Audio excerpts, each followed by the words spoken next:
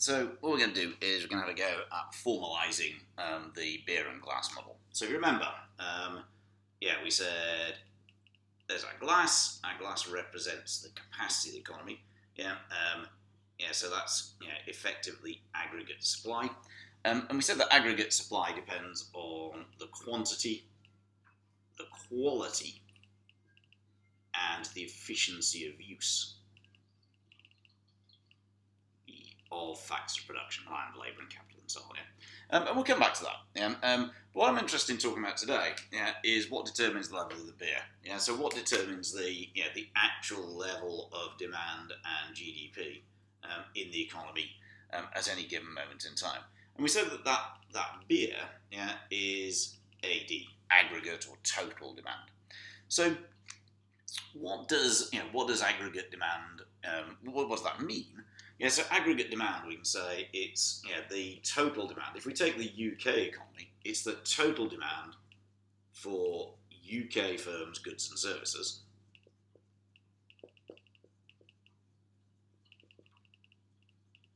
from all sources. So a lot of people tend to conflate aggregate demand with consumption.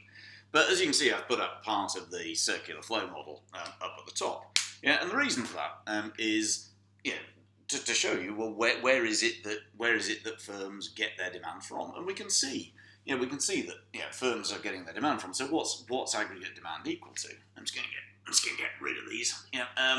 What's aggregate demand equal to? It's equal to all of the demand from UK households. So the demand from UK households plus the demand from UK firms, investment, plus demand from the UK government. We talked about the demand from the NHS for pharmaceuticals, that type of stuff. Plus all the demand from abroad. So foreign demand. So we would say that aggregate demand is C plus I plus G plus X, and that's true. But it's worth bearing in mind that some of that consumption in reality is going to go abroad on iPhones.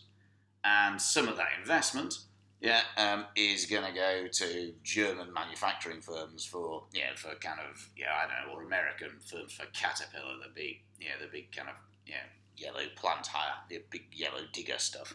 And government spending. We know that some of the coronavirus jabs have gone to Moderna, and so on. So that's some of that demand's going abroad. So in reality, aggregate demand is C minus M plus I minus M plus G minus M, the amount of money that's spent on imports. And that would then give you the equation. That would then give you a very irritating equation, because we'd have C minus M plus I minus M plus G minus M plus X. In reality, we kind of avoid that annoyance by saying, well, aggregate demand is C plus I plus G plus X minus any of that demand that actually goes abroad, because we're interested in the demand for domestic firms. So aggregate demand is made up of those 5 elements. Demand from UK households, demand from UK, so it's aggregate demand for, say, UK firms, if we're thinking about it from a UK perspective, consumption from UK households that goes to UK firms, investment by UK firms that goes to UK firms, government spending that goes to UK firms, and foreign demand for UK firms, minus any measurement of consumption, investment, and so on that actually goes abroad. So that's, say, total consumption, which is 600 million.